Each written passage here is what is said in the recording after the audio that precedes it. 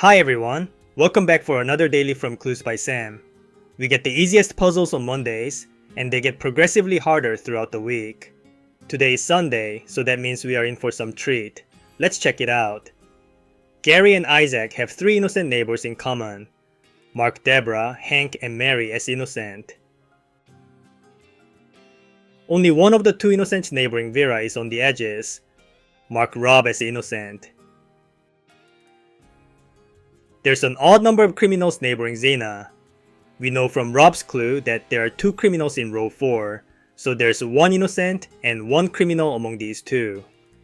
Also, remember from Mary's clue that Vera has 2 innocent neighbors, so if Paula is innocent, then Wally must be a criminal, and vice versa. So these are the 2 possible cases we can have, and in both cases, we can see that Zena has an odd number of criminal neighbors. Therefore, we can mark Zoe as innocent.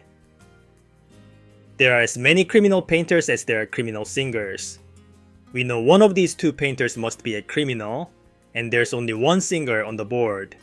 So Vera must be a criminal. Eve and Vera have an equal number of criminal neighbors. Vera has 1, and so should Eve. Mark Isaac as a criminal. Exactly 3 of Rob's 5 innocent neighbors also neighbor Lisa. 1 is revealed, and another is one of these 2. Mark Keith as innocent. Take a look at Tom's clue. Zena and Ben have an equal number of criminal neighbors. We know from Hank's clue that Zena must have either 1 or 3 criminal neighbors. Let's assume she has 3. Then all 3 neighbors of Ben must be criminals as well. Also, now that all 3 criminals neighboring Rob are revealed, all the rest of his neighbors must be innocent. But now Zoe has 2 criminal neighbors, whereas Hank has 3. This shouldn't happen, because this violates Deborah's clue. Therefore, Zena has only 1 criminal neighbor. Mark Salil and Wally as innocent, and Paula as a criminal. We are going to find another contradiction using Deborah's clue. Let's assume Zena is innocent. Then Zoe would have only 1 criminal neighbor, and the same should apply to Hank. But now Rob has 6 innocent neighbors, violating Isaac's clue. Therefore, Zena must be a criminal. This implies Lisa is innocent as well, but I forgot to mark that at the time. I will come back to it soon, so don't worry about it. Now that Zoe has 2 criminal neighbors, so should Hank.